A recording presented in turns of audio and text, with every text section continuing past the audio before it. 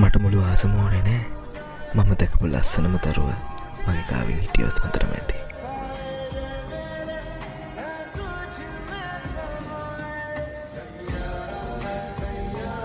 කවදා හරි දවසක ඔයාලට ලැබිලා තියෙනවද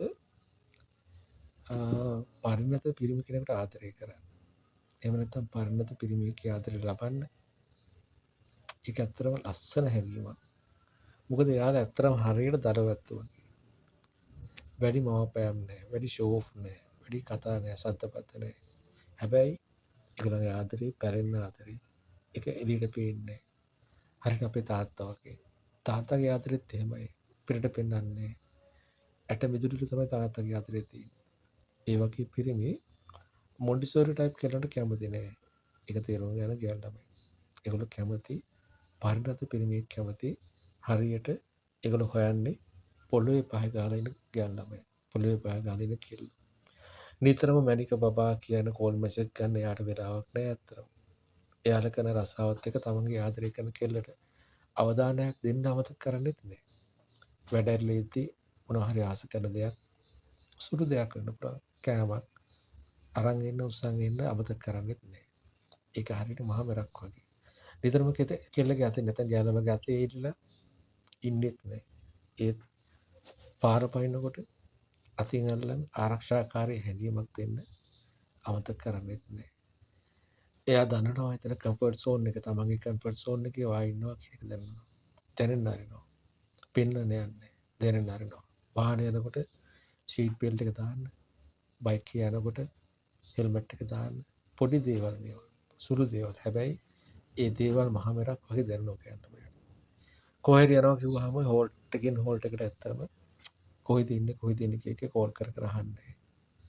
ලොකේෂන් දාන්න කියලා ලොකේෂන් ෂෙයා කරන්න කියලා නටන්නෙත් නෑ. ඒ වුණාට යනකොට පරිස්සමෙන් ගිහින් එන්න කියන වචන කියන්න අමතක කරන්නෙත් නෑ. රෑ වෙනවා නම් මට කෝල් කරන්න මම ගන්න එන්නම් කියලා කියන්න අමතක කරන්නෙත් නෑ. ඒ තරම් ආරක්ෂාකාරී කම්ෆර්ටබල් සෝන් එකේ තියාගෙන ඉන්නේ. ඊට පස්සේ අපි හැමෝම ෆෝන් භාවිතා කරනවානේ. ගෑල්ලමත් ෆෝන් එකක් භාවිතා කරනවා. එයාගේ සෝෂල් මීඩියා වලට කිල්ල වෙලා චෙක් කර කවුද කෝල් කරේ, මැසේජ් කරේ, මිස් කෝල් කවුද දෙන්නේ, ඔයාලට කෝල් කර මානසික වදයක් වෙන්නෙත් නෑ. එහෙම ප්‍රශ්නයක් වුණොත් මෙන්න මේකයි වෙන්නේ කියන එක හොඳ නරක කියලා දෙන්න අමතක කරන්නෙත් නෑ. මේව කරොත් ප්‍රතිඵලය මේකයි, මේව කරොත් ප්‍රතිඵලය මේකයි වෙන්නේ කියන එක හොඳින් කියලා දෙන්න අමතක කරන්නෙත් නෑ. අත් නැතිව වදින්න, ඇඟ පේනේ වදින්න එපා. නැත්නම් ටයිට් ස්කර්ට්ස් බ්ලවුස් වදින්න එපා. ඇඟ පේන එක්ස්පෝස් වෙනවා වදින්න එපා කියන නීති දාන්න යන්නෙත් නෑ. තමන්ගේ ගෑල්ලම තමන්ගේ කෙල්ල තමන්ගේ බ්‍රාර්යාව ලස්සනට පිළිවෙලට හොඳ හයිජෙනික් ලෙවල් එකක ඉන්නවට හැමෝම කැමතියි. මේ වගේ දල ඇත්තු, මේ වගේ පිරිමි ඇත්තම කැමතියි. තමන්ගේ ගැල්ලමගේ ආත්ම කරුත්වය රකින්න පැටලෙන්නෙත් නෑ. අන්න එහෙමයි පිරිමින්ගෙන් පිරිමි වෙනස් වෙන්නේ පරිණත පිරිමි. හොයාගන්න ටිකක් අමාරුයි. හැබැයි එහෙම කෙනෙකුට ආදරය කරන්න ලැබුණොත් හරිම වාසනාවන්තයි. ගැල්ලමයි තේරුම් ගන්න මේ පරිණත පිරිමි කියලා කියන්නේ පිරිමින්ගේ තෝරා ගන්න හරිම අමාරු පිරිමි జాතියක්. ඒගොල්ලෝ ළඟ ඉන්නකොට ඔයගොල්ලන් මාර කම්ෆර්ටබල්, මාර කම්ෆර්ට් සෝන් එකක් තියෙනවා.